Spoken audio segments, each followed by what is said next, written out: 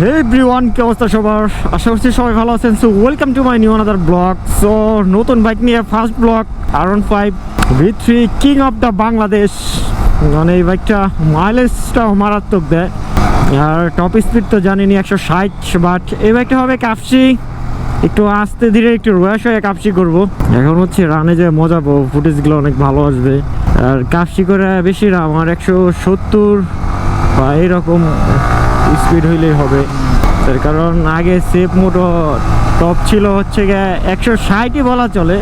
তার কারণ পরের গেলে আর উঠতো না, স্লিপ স্ট্রিমিং করে দেখা গেছে যে মানে আর কি স্পিড তুলতে হইতো। সামনে ওই যে রমজানের গাড়ি থাকলে, স্পার্ট বিডির বাইক থাকলে তাইলে হয়তো বা 66, এর আগ পর্যন্ত 60 পর্যন্ত সীমাবদ্ধ। এই বাইকটারও 60, হয়তো বা টর্ক একটু কম, বাট ওটা নিয়ে আমি কাজ করাবো।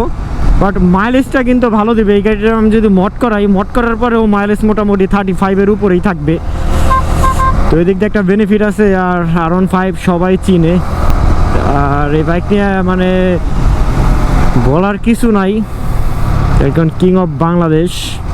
অনেকেই লবণ কোম্পানি বলে, আর আমার হেটার্স আছে বেশিরভাগ। আর বিশেষ করে সিএফ মোটর চাইনার অনেক দালাল আছে যারা রেগুলার আমার পোস্টে কমেন্ট করে যে আমি নাকি এসিআইয়ের দালাল। এসিআইয়ের কোনো দালাল লাগে না রে, এসিআই এমনি 100-100। এসিআইয়ের কোনো দালাল লাগে না, এসিআই এমনি 100-100। তার কারণ বাইক ভালো করলে আবার কিসের দালাল কিসের কি। আর এই বাইকটার হচ্ছে গিয়ে ওয়েট ডিস্ট্রিবিউশনও মানে পারফেক্ট, মানে ব্রেকিংটা মারাত্মক দেয়।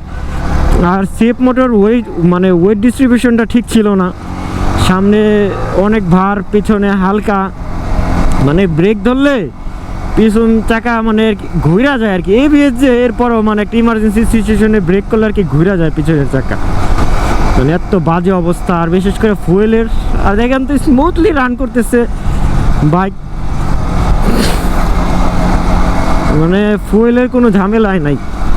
এখন এই বাইকটা যে কিনছি নিজের মন মতো করে বানাবো, জাস্ট একটু সময় লাগবে।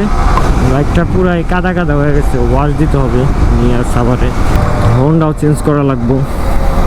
ये तेरी शौक अदाए ये तेरी मस्त जवानी। কন্ট্রোলিং মানে মামা অস্থির কন্ট্রোলিং, এর উপর আর কোনো কন্ট্রোলিং হয় বাইকের?